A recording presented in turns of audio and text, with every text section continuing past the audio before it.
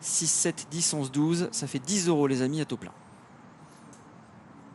Alors, on est resté un peu dans les clous quand même, hein, mais il y a pas mal de concurrents qui sont en vue et assez logiquement, l'As, le 3, le 7, le 9, le 11, le 12 sont très joués. Le 11 est très joué, hein, Canto dei Venti.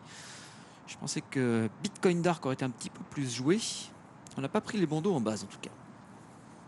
J'espère qu'on a pris les bons, mais pas les bons dos. Il comprendra les bons dos, mais enfin, bon, vous avez compris. On va vite être fixé, puisque le départ est imminent pour ce prix. André Meunier, pic 5, course européenne, 4,80 €. Imoko Giblo, Jean-Michel Bazir, Stéphane Bourrier, l'entraînement est toujours le favori.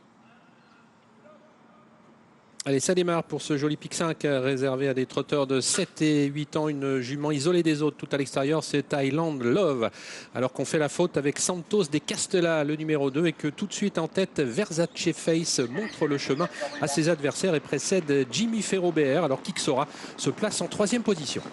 Versace Face, le numéro 8, a pris la tête et la corde. On est bien placé également avec Jimmy Ferro BR qui est dans son dos. Le numéro 9, Xora, vient ensuite en 3e position. À l'extérieur, on se rapproche un peu avec Canto dei Venti, toujours isolé tout à l'extérieur. C'est une concurrente très en vue, Highland Love, qui va réussir peut-être à prendre un dos, pas tout de suite, et se retrouve 6-7e à l'arrière-garde.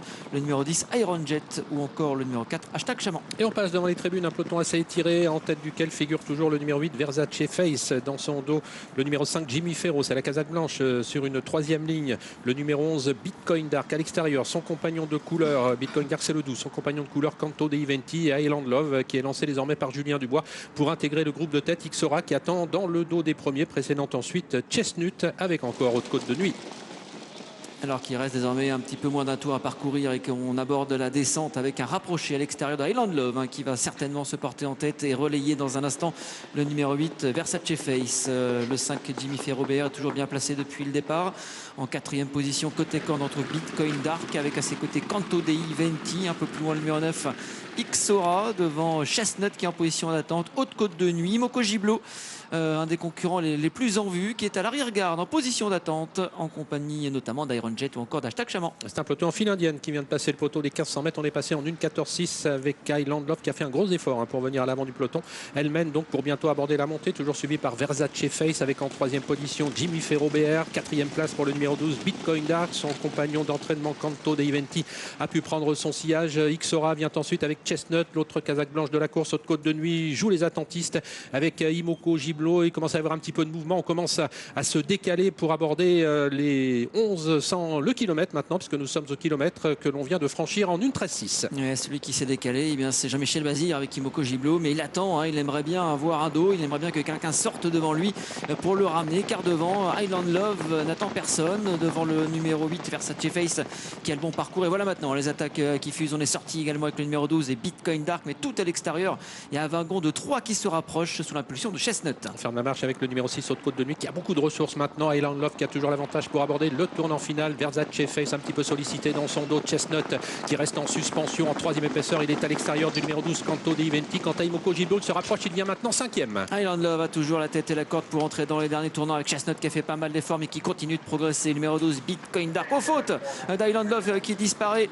Highland Love qui est au grand galop et qui laisse Chestnut en tête devant le numéro 8, Versace Face. Attention, 7, Imoko Giblo qui s'annonce à l'extérieur. Et la sortie bientôt du tournant final avec Chestnut qui a l'avantage maintenant. Il va falloir tenir Versace Face, l'autre représentant de Daniel Redden qui lutte également, qui se relance. Versace Face, attention à Jimmy Ferro BR, le numéro 5 qui est lancé, qui passe en tête maintenant alors qu'il reste 100 mètres à parcourir, avec Xora qui slalom et qui va bien terminer, de même qu'Imoko Giblo, mais c'est Jimmy Ferro BR qui va s'imposer. Xora est à la photographie avec Imoko Giblo. À voir également pour les places entre Chestnut le numéro 1 et Versace Face.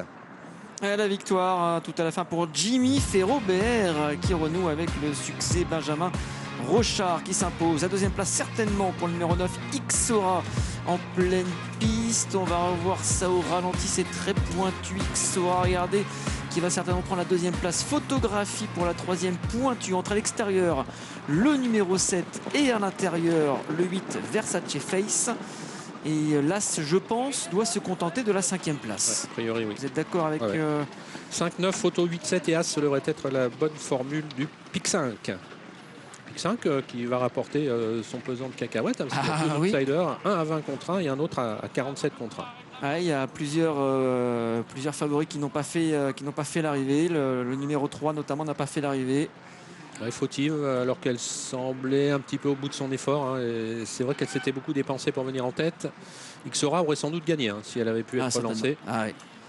Et il y en a une qui aurait fait l'arrivée certainement si elle avait été lancée, c'est le 6 Haute-Côte de Nuit qui n'a pas couru quasiment. Il finit avec énormément de ressources. Elle en avait déjà beaucoup dans le haut de la montée. Il faudra absolument la reprendre, c'est certain. Exactement. 7 et 8 à la photographie, toujours pointu pour la 3e place. Mais la victoire pour un petit outsider, Jimmy Ferrobert. Nous on continue le débrief sur Racing. Il fait afficher une belle cote, 21 contre 1 au